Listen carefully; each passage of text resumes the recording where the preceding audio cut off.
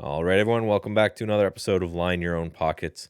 Today, it's a topic that I'm bringing up again, and this is one that I saw floating around that I think is really interesting, and I wanted to dive into it with Dave because I really do think that this is going to have wide-reaching impacts for the market. And it was an article published recently by the NASDAQ about tokenizing all of their securities. So across the board, every security that exists will be no longer a stock the way it used to be, but everything's going to be a token. So we're all going to be trading, I guess, a cryptocurrency in one style or another. So, Dave, what about this? When I kind of pitched this to you, made it interesting enough for you that you're like, okay, let's do this one next. Well, I like the topic because it's something I don't know a ton about. That's I nice. focus on what's going to bring me some P&L. Like that's my total focus. So that's my angle here. Like how is this going to allow me to make a strategy to make more P&L? That's the question. Otherwise, so yeah, I mean, like what exactly does tokenizing mean for the Nasdaq? Like how would it be different? Like here, each day I make trades. I try to make money on the trades. Mm-hmm. How is it going to be different in my life? I think the main differences are going to be what it opens the gateway to. So tomorrow for us and for you in particular as a day trader, but for us in general, if the securities we were trading were no longer stocks and stock certificates and in the way they've been for ages, and became tokens, you probably wouldn't notice too much. But they're not doing this for fun, right? It's going to cost them billions of dollars to overhaul their system. So well, the main reason they're doing this is because Robinhood has already proposed that they're going to do it. So they've woken up. But there's a huge amount of benefits here. So the first one I want to talk about right off the bat will just be settlement. And I know, again, for you guys, it may not matter as much. But right now, for those who don't know, when you buy a security, it is technically T+2 down there. Is that what you're at now? Where it takes 2 days after you purchase a stock to actually own the stock. And in the meantime, it's in this kind of limbo state where it's going from the prior owner to the current owner and all this. That should be instantaneous now, T+0, or even, again, instantaneous, which is something that, again, could affect and could open the doors to a lot more people being able to trade on things like margin and not needing pattern day trader rules and things like that, because when you do a trade, it should settle kind of on your side instantly.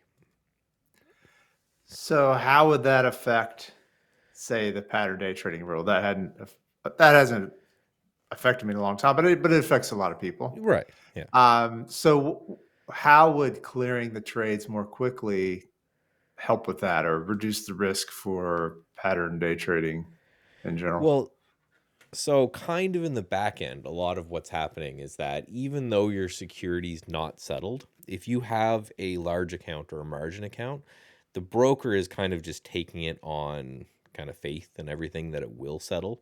So I buy a security from you and then I sell it before it actually reaches me, and then I go buy another security from somewhere else. The broker right now, they're looking at large accounts and they're saying, okay, well, he's got enough money to settle it, right? And again, this is not so much for us, but there's a lot of people out there that may only have a few $1,000s in their account. And for those people, the broker may not be as confident just letting that person kind of turn over their account over and over again, even if it wasn't kind of legally, right? That was part of the legal problem, is that you couldn't trade with margin or frequently unless you had a $25,000 account. But the ability to kind of have that settled instantly means the guy could buy a security and sell it 2 seconds later and have that settled instantly and then buy it again. So even without using margin or any sort of loan value, just be able to trade more actively, which is a huge step to getting more and more people, especially like young people, involved in the marketplace, which I think is a huge positive. Yeah, I mean, the settlement thing has always seemed kind of crazy to me, right? Like as as much technology as we have, as much processing power, all this compute, Yeah. and we still have to wait several days for things to clear. I mean, that Hmm. seems kind of silly. So here's a question: Is the purpose? Do you think the real benefit here, or the reason that the Nasdaq is doing this, is just like a technological path forward to be able to instantly settle? That's the main benefit from their perspective. Well, I think there's a lot. So I think their motivation it's hilarious. So again, for those who don't know the history of the market, is essentially the stock market is running on the same plumbing it has been for like 70 years, and there's just no one's been bothered to update. And then all of a sudden, Robinhood comes along and says we're tokenizing a whole bunch of stuff, and Robinhood's doing, which could be another podcast episode, but Robinhood's allowing you to trade private securities. So, like SpaceX is an example. It's a company Mm-hmm. that a lot of people want a part of, but it's not publicly traded. Now, if I am a early investor in SpaceX, I don't have a way to sell my security without some sort of laborious kind of back end deal, finding someone that wants to buy it, and blah blah. Robinhood's plan is to tokenize that, so you can start to trade securities completely off exchange and peer to peer directly. So as soon as Robinhood did that, all of a sudden it was like a month or 2 months later, this letter hits the press about that Nasdaq is applying to the SEC, and that's the current process. Is they're going to the SEC and they're saying we'd like to do that. So the settlement, I think, is one of it. The other one is a topic that we've covered before, but I think is probably the main reason for it, and that's for 24/7 stock market trading.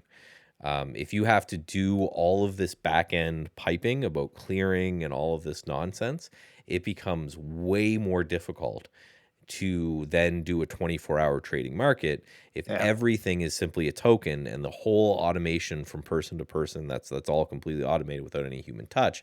That's my theory, is it opens up that ability to kind of have people trade 24-hour markets and have people trade more. Yeah, I could see that. So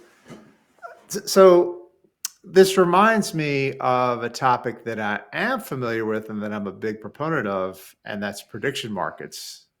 Is there any overlap here in what you're talking about with tokenizing? And tell me what that is. Yeah, so that's kind of how prediction markets are working currently, in the way that you can. So we should always explain in case someone doesn't know. The thing that really made token or made prediction markets interesting, I think, to the world is their ability to predict elections way better than any polls or anything. Right? I'm talking with the Canadian election they nailed up here, and I think your guys' U.S. election they nailed where polls were kind of mixed, but it was down to like individual ridings were being bet kind of perfectly well in advance. So right now you're essentially in a way you're trading a token where you can bet, say there's a 60% chance that this candidate's going to win.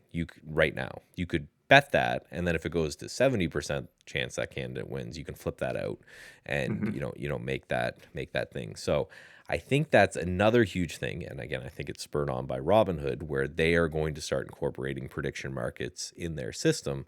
So I think part of this is that if everything is just a token, it makes it way easier to create and destroy new securities. So if you want to create a security and have that security stable, you don't have to go through the IPO process, which is something I think we can talk about soon. But you can just create a security in theory in moments with a few lines of code, and then you can destroy it later when it's no longer relevant.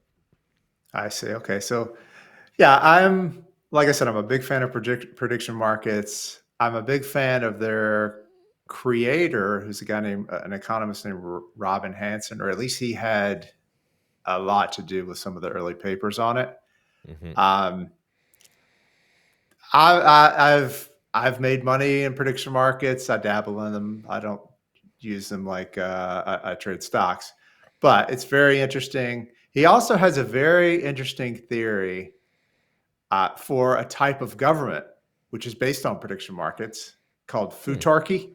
Kind of a dumb name or a silly name, but it's a very interesting concept. So, I mean, the idea is you would float, like if there's a policy proposal, you've put a prediction market out there for like what the GDP of the country is going to be with this policy or without it, and let's follow what the prediction market says. I mean, because exactly what you said, I mean, it's pretty clear that prediction markets are a lot more accurate, certainly than like the median commentator you see on TV, right? Yeah. Way better than that. Yeah.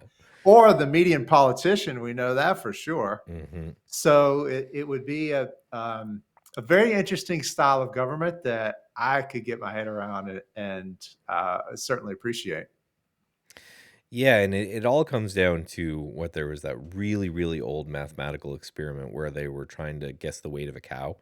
And they found that any individual person was really, really bad at it. But then as Yeah. soon as you averaged out all the bets, it was scary accurate. And they brought this cow all Mm-hmm. over God's green earth. And it just kept being the same thing where, on net, if you just looked at any single one prediction, it was way off. But then the average of all the predictions ended up being correct. And that just kind of created the whole wisdom of crowd mentality. So I think that's going to be part of it.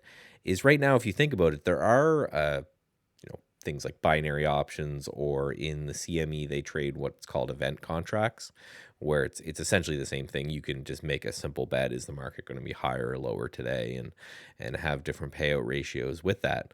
Right now, the way the NASDAQ works is they can only trade listed securities, which are things that like have actual Yeah. physical piece of paper or DCT equivalent to it.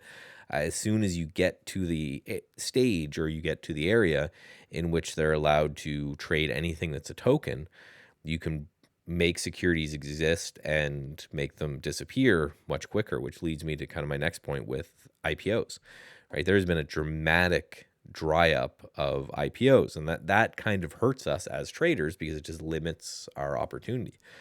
The imagine, OpenAI, for example, if that was a listed stock, that would probably be the most actively traded company in the world right now. So the more securities that exist for us who are stock traders, the better off it would be, because as you're running systems that are need certain technical criteria to be met, there'd be more of those. So if these are tokenized, and all of a sudden a lot of the loopholes that are required in becoming public disappear, because OpenAI could just say, hey, spin me up a token that's whatever of the value by company, more securities. I think that's a great thing as well. Yeah. I think so. I'm also a big fan of betting, just betting with friends and like Hmm. it's and in a way that's sort of what you're talking about here. Uh more securities, more things to essentially make bets on. And with bets, you get a lot of clarity, right? Like imagine, how many, like I love doing this when when I have a disagreement with somebody. One of the things I love to do is, hey, let's figure out a way to make a bet on this. Hmm. And betting really, I think another economist likes to say, betting is a tax on bullshit. Hmm. So a lot of times in the process of just coming up with a bet and coming up with the, clarifying what the bet actually is, turns out maybe there's not even a disagreement at all. Yeah. But that clarity and coming to the point of like figuring out what people, two willing participants, are actually willing to put money on, that's very clarifying. And the more opportunities for that, I think the better for society in general. So yeah, I think like this example you said, how much is OpenAI worth? We don't really know. And if we had a market where there was a price for it, that would be very illuminating. I mean, prices are information, and the more you have of that, the more clarity you get. Well, and also think, I know I've done a very small amount of kind of private investing, and I don't know if you do any at all, but one of the main hurdles of it is the illiquidity of your investment, right? So even something as simple, let's just say there's a corner barbecue joint that you really like, and they're trying to open up a second store and they want investments. Well, you may think it's a great investment and you want to buy into it, but then your immediate thought is, okay, well, how am I getting my money back? There's no liquidity on it, whatever. The If you can just tokenize, say, the value of that particular company, and I get tokens instead of an arbitrary share of this company, I can then end up trading that out very quickly, or I can hold it for as long as I want. It kind of gives me that feedback. And then also kind of partial sales. Like there's some guy out there who's got shares of OpenAI, who is a billionaire on paper and has no ability to touch that money. And if he were to go to try to take a loan or some sort of, some sort of way to make himself any kind of money, he is completely blocked out of that entirely because he can't sell the company and he can't, there's lockup periods and things like this. But like you mentioned, you don't even really know the true value. It's not near zero. It's not, a couple million. It's in the many billions. But what exactly that is, that's just kind of a debate you would have with your bank when you're taking out a loan. So the ability for this person to say, okay, I'm a billionaire on paper. Maybe I don't want a full exit from my position. I'm some low level employee who's gotten shares or whatever. I just want to, take a little bit of money off the table. If there's these kind of prediction markets that exist, you could like even hedge yourself. Even if you're not allowed to sell the securities you own, you could take a short on the other side and raise capital that way or Yeah. many different ways. And I think that kind of loosens up the rails of, more private investments, which could be good for smaller kind of mom and pop type operations.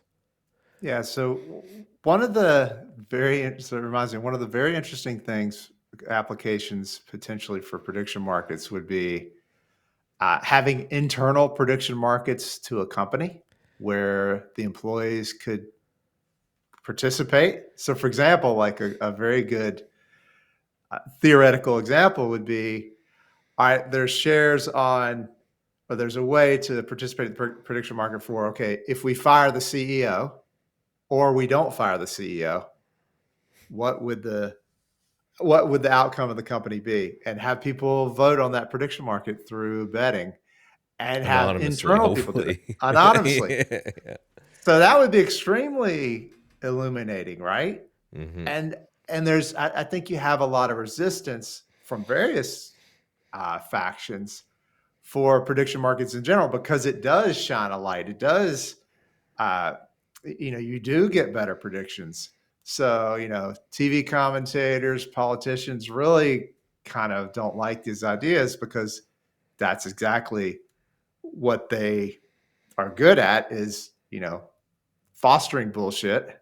Hmm. And anything that shines a light on that sort of, messes up their game a bit. It's hilarious. That reminds me of, and I know you don't follow these news events, but it was probably this time last year, Starbucks fired its CEO, and overnight the stock gained like $2.5 billion of market cap. And I was just making jokes on Twitter. Just imagine being that guy and applying for your next job. It's like the second they kicked me out the door, investors together made $2.5 billion because yeah, the company had just been so in the dumps of this guy's not doing anything for us that just him leaving, and I don't even think they had a replacement at the time, but him leaving was enough to give a lot of inspiration for, okay, potentially now this could be a company that could do something in after years and years of absolutely nothing. Yeah, and there's no way to have a real price on that without some big event like that happening. You could imagine an internal prediction market that would have predicted that, and you could, the board could see that and use that in their decision making, rather than, Hmm. have it be what's probably a very political process. So there's another example of a prediction market that I saw recently that was quite interesting. So we know Elon Musk. We're familiar with his compensation package that is apparently controversial. It's in the $1 trillion, courts, yeah. and it's a really big compensation that has been approved many times, but it's still in the courts about whether it's such a large number that it's, I don't know. So for some reason, there's a question about whether it should be approved or not. And there's a prediction market for what's the value of Tesla going to be if it's approved versus if it's not approved. Hmm. And it's pretty overwhelming when you look at the history of the prediction market, that the value of Tesla is going to be higher if this is approved. So it was a really interesting real world application for a prediction market for, like, what should we do in this situation? What's going to be, what is the, what do the smartest people in the room think about this situation. And by smartest, I mean the people who are willing to put money on the line. That's what Hmm. I was saying before. That betting is a tax on bullshit. When you start putting money on the line, all of a sudden you think through carefully about what the implications are, rather than Absolutely. just commentating. Well, and so the whole prediction market talk brings out another thing that I was thinking that this could unlock, which is almost right now exclusively for the crypto crowd, but it's something that I'm really interested in potentially building systems in the crypto style of things. Is that you have real time short float data information. If the entire float of the company is tokenized and they give visibility into it in a blockchain the same way you do in actual blockchain trading in crypto trading. You know exactly to the minute when people are short, which also tells you to the price where people are short. And this is why every now and then you'll be scrolling Twitter and you'll after a big move in crypto and you'll see and recently was a perfect example with the flash crash. There was like $16 billion of margin of liquidation wiped out of particular of the crypto market. So you could see things, for example, as opposed to having this really ridiculous 2 week plus delay and only reporting every 2 weeks of when a security is short and where a security is short. If everything is tokenized, and therefore when you're making new securities, which is kind of essentially what shorting is, you would have that reporting would happen in theory could happen instantaneously. So I'm thinking more in kind of the day trading space when it comes to some of these really explosive winners. If you could see, the stock that's up 300% that day, that all of a sudden, as it's moving higher, the short float is continuing to tick up. That could be its own unique and brand new, never existed in the market before, but really useful data point of right how hard are these guys getting hit and where their price are and where do we think they're going to liquidate. And that kind of data, again, just was held behind this leg. And right now, I just want to reiterate again, we're talking about the NASDAQ, but if this passes, you better believe every other exchange on earth is going to adopt this stuff really, really quickly or just be completely left behind. So we're saying NASDAQ now, but just think if this gets approved, the NYSE is going to have to do the same thing. The Amex is going to have to do the same thing. So I'm really excited for that. Real time short float data, I think, would be wild. Yeah, that sounds. I would like that. I mean, any sort of quicker access to data, any sort of.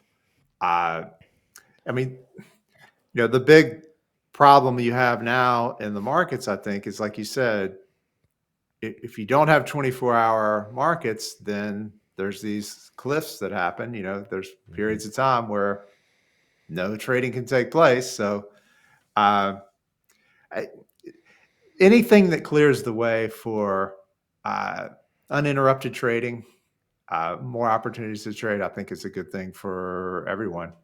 So here's the question for you, Michael, though.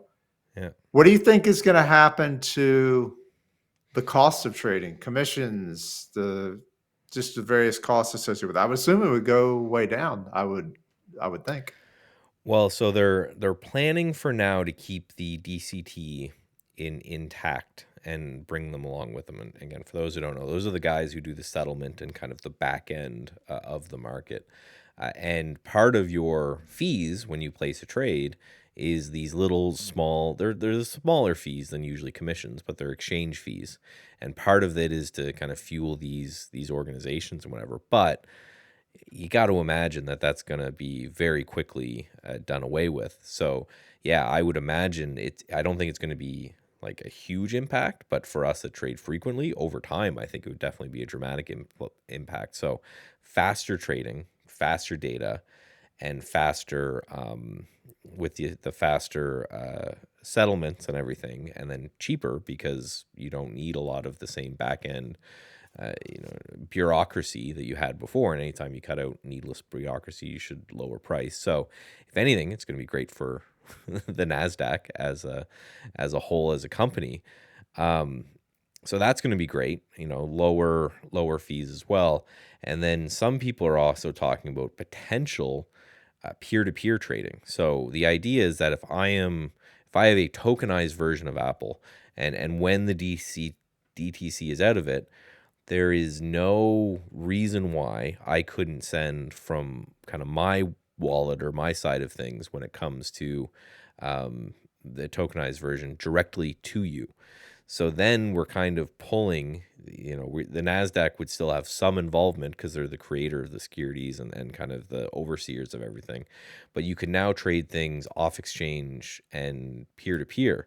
So that is something that I was also interested to talk to you about, where I could see other exchanges also incorporating the same thing. And we know there's exchanges that are tokenized that are opening up, a lot of them in Texas with this boats exchange and a couple of these others. So that is going to be a different thing where we've kind of never had that before, the ability to completely peer-to-peer trade securities, like tip your driver in a fractional share of Apple or something like that, as Uh-huh. opposed to money. So now it's not only, they're saying completely fungible, which just means, any security can trade for any other security. So completely fungible with the option of, again, you just holding your stock or your security yourself, as opposed to, having to keep it at a broker and exchange somewhere.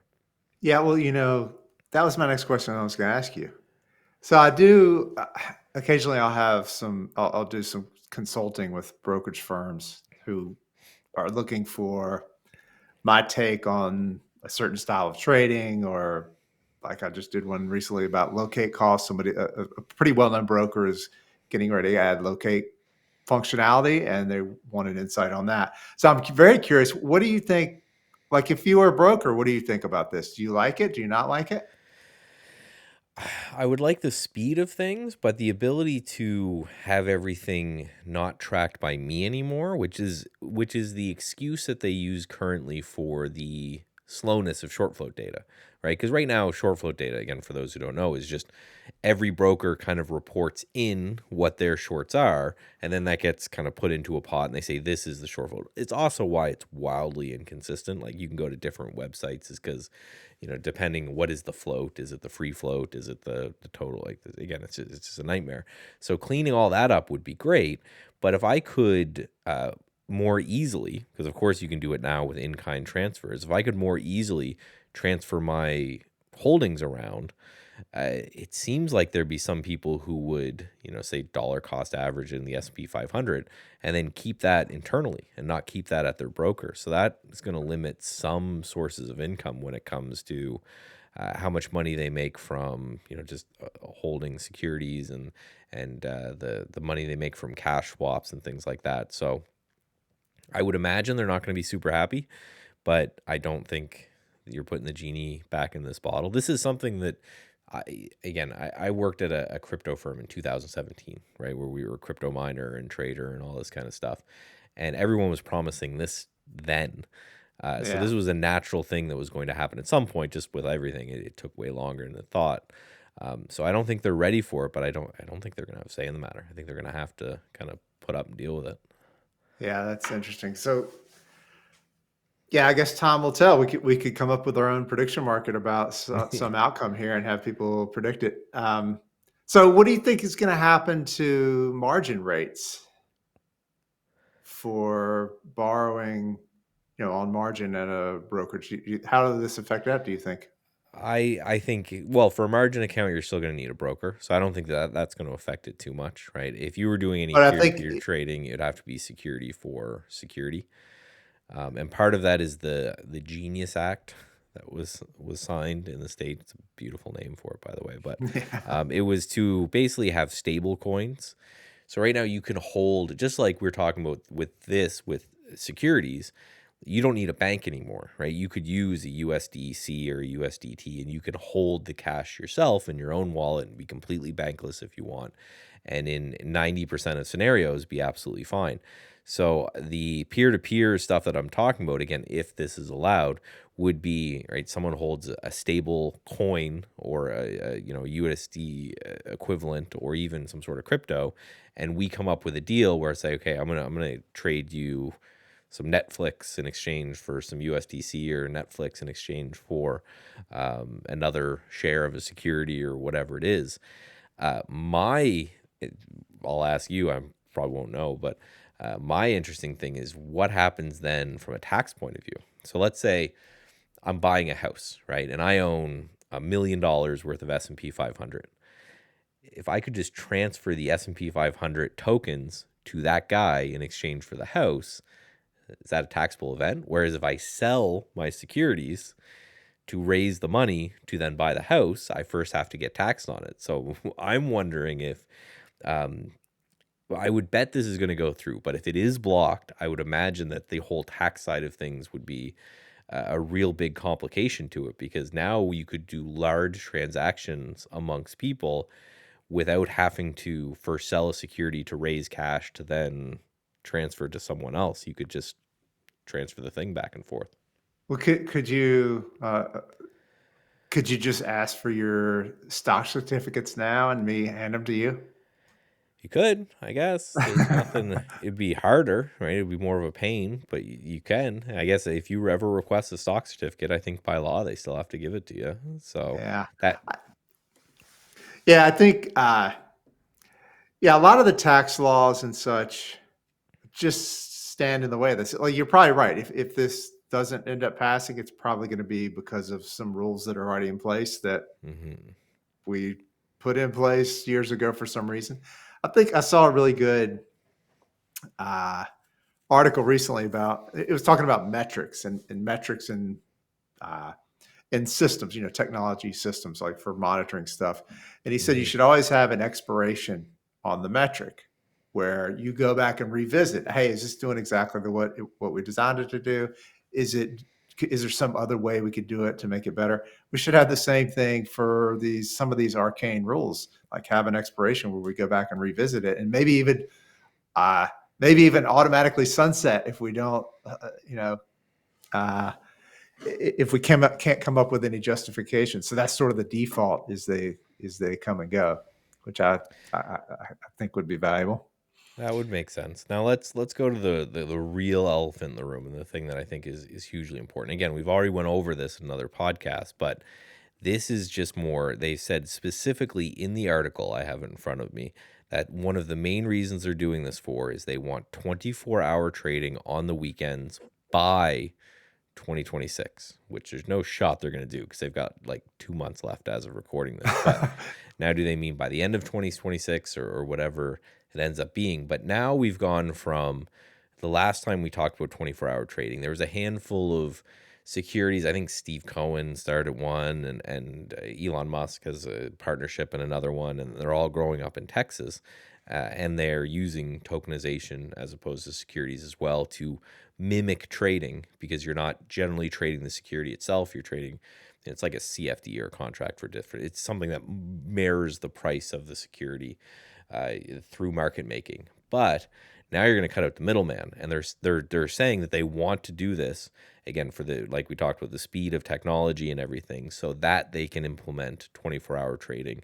They're saying in the next few months, but let's say they're a year off from that. That means traders have 1 year max to get ready for what I think is the largest change in the markets since decimalization, because it's going to start with 24/5 essentially. So 24, close on Friday, open up again on Sunday, kind of like futures go. But very quickly is going to be 24-hour trading.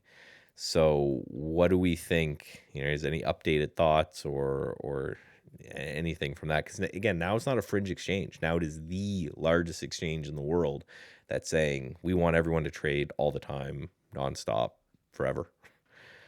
Yeah, I it's hard for me to imagine that the concept of a market open and a market close doesn't stay very, very important. I mean, those are really the high liquidity events But where why are they the high liquidity because events? because institutions, big players use those auctions to move a lot of stock. That's the whole point of them, and and I mean that's how mutual funds uh, buy and sell. That's how huge players buy and sell. They're not going to be trading in the middle of the night. So, but maybe Wait, there'll wait, be what? less of it, But hold on, but let's go.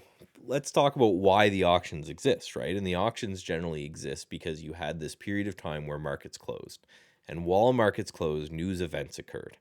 So they would have an opening auction. And for those who don't know, there used to be a dude in a funny jacket who stood on a pit and all it gets surrounded by all the brokers. And he said, okay, we're opening, wouldn't have been Apple at the time, XYZ Railroad Company. And the guy would, someone would just shout out a bid, say, I'll open it at this price. And some guy would shout out an offer. And then they'd shout back and forth until they had a, this is the price that that security is going to open for the day. It's why I remember when I started trading, you'd get NASDAQ securities would open right away, but sometimes you'd have little legs on NYSE securities that still had yeah, market makers to open. still do. But if there is no close, then I could see a world in which not next year, but I could see a world in a few years where there's no longer an opening auction because there's only an opening auction because there's a close and then they have to do the opening auction for it. So if it's continuous, is there ever an auction to be had? Um, like I said, I've thought about it. I know how important those auctions are now. I use them a lot, and really big players use them all the time. I couldn't live without them. So and there's it's an auction. It's a very unique event. It's very different than what we're talking about here. So yeah, maybe they'll be less important. Certainly they'll be less important, just sort of by definition. Hmm. There'll be more opportunities for trading, but it's hard for me to imagine them going away. That wouldn't make any sense. There'd have to be some really fundamental things. Hey, maybe you're right. Maybe we should come up with a A prediction new market about prediction when market. this will occur, and we can bet on it. Because, yeah, my bet is going to be around 5 years. Because how I think this is So, going to so hold on, change, it's 5 years. What's going to happen in 5 years? Let's I would clarify this. say There's a no. bet here, I think. All right. So I'd say no open and closing auction other than, let's say it's still 24/5, right? Then I'd say, okay, well, Sunday night you're probably going to have one like you do now with the futures. And then Okay. on Mondays you're going to have some, because how I think things are going to work is you're going to have these now happen around events. So we have natural halt rules in the market currently, right? Right now, we do this weird thing where we come out with the most important events in the market when there's no halt rules present. So think about Nvidia earnings, right? They don't report earnings in the middle of the day because they know the second they do, the stock would halt, just right, because it would move so much it would halt. And then you have these Yeah. opening auctions when it opens up. So I would say this is going to cause, just like we always do, this is going to cause a whole bunch of panic. Right? There's going to be some weird overnight flash crash that's 100% going to occur because we're doing this kind of stuff, let alone the 5x leveraged ETFs, which is probably another podcast for another time. But what I would say is probably going to happen is companies are going to learn around events to either preemptively halt their stock, which is something, if you didn't know, a company, for the listeners, if you didn't know, a company can do that anytime. Right? Tim Cook can pick up the phone and say, and to the NASDAQ and say, halt my stock, I'm going to announce something crazy. So I think there might be periods of time in which it stops trading, but I think it'll be more on a security by security basis. And then there'll be opening auctions kind of after that. I think it'll be less to do with the way it's happening now, which is a lot of index rebalancing, is why things are halting and unhalting. Again, there's no rebalance if things are just happening kind of 24/7 here. Okay. So maybe the bet should be, um, let's see, probably some sort of volume measurement of the opening and closing auctions decrease. Like you would say, in 5 years, they're going to have decreased dramatically, and Oh, so to you the mean point of like being, they no longer spike at the beginning, because I think it's going to be smooth. well, the opening print and the closing print now, Okay. you could look at those prints and see the amount of volume in them. We could measure that over time, and you would say in 5 years it's going to have reduced by some amount. Maybe we can agree on this amount All right. for the purposes of the bet. Mm-hmm. And I think my sense is the number you're going to come up with, I'm going to take the bet on the opposite side. So it's not All going to right. decrease by that amount. I'll think of the number, and then for the bet, what we're betting is we'll meet up when it's done, and I'll take you out to a really nice restaurant, and Okay, yeah. whoever pays, we'll do like a, I don't know, a Thai steakhouse or sushi joint or something like that, and Yeah, the let's loser come up with pays. it. I'm ready to I'm ready to make that bet. Let's do it. Because yeah, and so the reason I say the biggest since decimalization, I keep going back to the audience. It might not be as old as us, so I keep kind of the history is that before the market traded in pennies, it traded in first it was halves and then Yeah, quarters and then eighths and then sixteenths of a tick, and then when it made that leap from sixteenths to pennies, there was a lot of people who their whole job, their whole life was making a spread. If you bought something on the bid and you sold it on the ask, just say when it was trading quarters, you made a quarter point. So if you could do that a handful of times every single day and you just netted a quarter point, that was a great living, right? You could make yeah, a couple $1,000s a day doing absolutely nothing but making a spread. When those spreads narrowed to now, you can get mid spread fills, so you're trading 0.05 of a cent. It's getting ridiculous. It completely changed the game. I know entire firms that went under. Actually, Bernie Madoff, the reason Bernie Madoff started to scam is because he used to trade this kind of market making style. It's how he did so well. When that got dissolved, he just, instead of saying my edge is gone, I'm going to pack up and take my millions of dollars and go home, he scam people, and the rest is history. So I think a lot of the same thing may occur with people who are used to trading opening ranges on things, and I'm specifically thinking about like, the penny stock movers du jour, right? You can look up any penny stock mover each day, and more as my kind of career's gone on, it's gone from like at 8 you would see the large spike to at now it's around 4. Sometimes you see a yeah, large spike, and now that's just going to be clustered around events. And the problem I think that's going to arise from that is that there's no human being that's going to be able to monitor all of these and be able to be out with all of them. So this is my pitch to the people out here there that are listening that are not systematic trading or not trading with robots, is I don't think you will physically be able to do it in a couple of years from now. I think you will have to be a systematic trader. You will have to get the systems to trade for you within a couple years, or you're going to be looking at your calendar and you're going to be like, okay, this company reports at this time and that company reports at this time, and then this one has an FDA approval at 3 in the morning, and there's just not going to be a way that you're going to be able to be there for all of the events that you want to trade. So you're either going to have to pick and choose some, or it's come on board and right yeah, start to trade a little bit more systematically. yeah. Well, I think a big inflection point in traders' careers is when they start automating their trades. I mean, that it's very clear to me that that's when people do start doing really well. But the other thing that you have to do is come up with a way to adapt. And that's sort of what we're talking about here. There's no guarantees in this space. There's no guarantees that your strategy is going to continue working. There's no Hmm. guarantees that the market's going to continue operating exactly like it does today. Yep. It's constantly changing. So you have to have a process for adapting or you're not going to be able to make it. And that's the hardest part of this of trading is you literally have to reinvent yourself every so often. So that's the hard part. And that's what, that's really what we're talking about here. You may have to reinvent it yourself in ways that you have not imagined. Well, yeah, So and I think that's a perfect way to summarize that, is that we just spent, I'm just looking, 45 minutes kind of spitballing what this change could mean, but there was never a time where any of us said this isn't going to do anything. Like, we know that there is a large change with these 24-hour markets and tokenization and all of this. We know that it is not only coming, it is happening currently.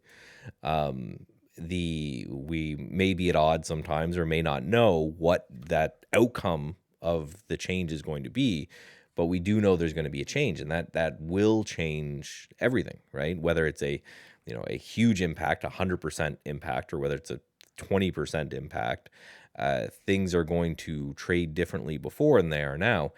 And I would also encourage you that even if they don't change super dramatically, it's kind of my argument, like the argument I make to Dave all the time. If you're not trading overnight currently, you've got all your money sitting in cash, not doing anything. It's going to be the same thing when the markets become 24 hours, 365. Say you have a very automated and amazing opening range break strategy, and that continues to work even after all these changes take place. Well, that's great, and right, I'm happy for you. But now you're not just leaving the other 6 hours because you're only trading that first half hour. You're not leaving that other 6 hours with not a bot monitoring to see if there's an event to trade.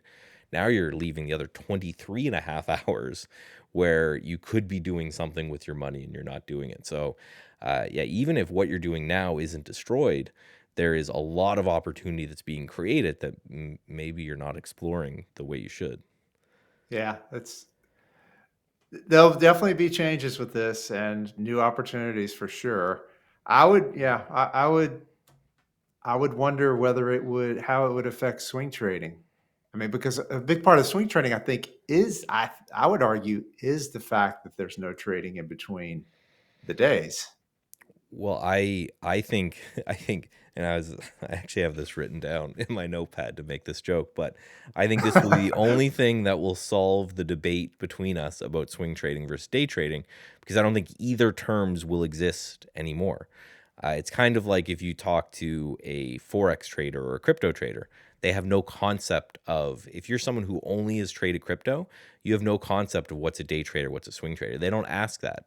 What they ask is what's your time frame. So what they mean is, generally it's technical analysts and discretionary ones. They mean what time frame do you set your chart up at in order to make your analysis off of, right? Some people say, oh, I'm a 15-minute guy, or someone say I'm a 4-hour guy or something like that. But they don't have a concept of I'm a day trader, I'm a swing trader, because if you bought a breakout on this cryptocurrency and it's just trending higher, they're not just going to, they don't have this arbitrary 4 o'clock period where they have to sell their security in order to go.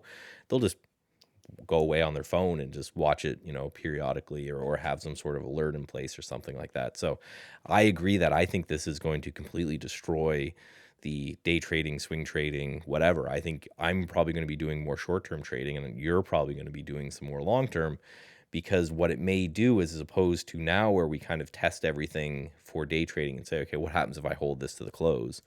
It will just, you won't be able to do that anymore. So it'll have to be either a number of bars you test, or more likely a some type of trailing stop, because you've eliminated that time aspect, and you can just, if I, right, I know you would not be opposed, if there's plenty of liquidity, if you short a stock and it's at $10 and it's going to take 3 days to grind its way back to $3, but if it never gives you a signal to get out, you just hold it until then, right?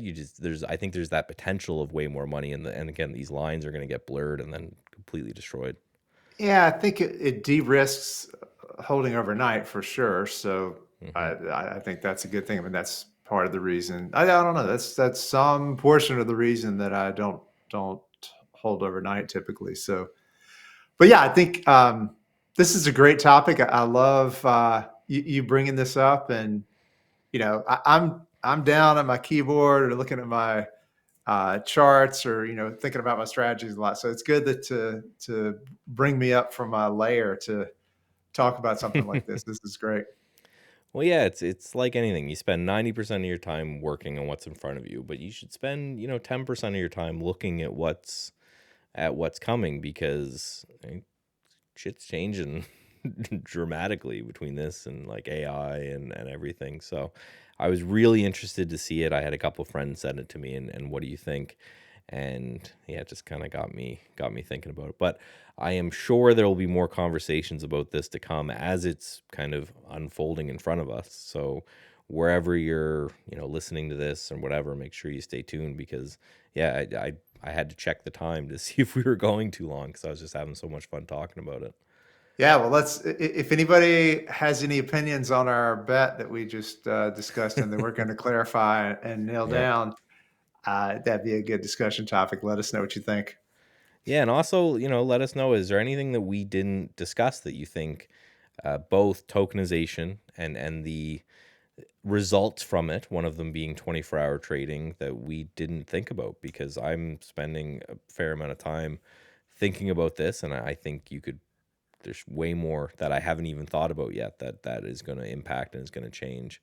That right now, like options expiring, for example, happens at a random time. Maybe it won't be. Maybe it'll be continuous. So, all kinds of cool stuff to talk about, but we won't draw on about it anymore. We'll wait to do this again once something else has changed. But as always, I'm Michael Noss. And I'm Dave May. See you next week on Line Your Own Pockets.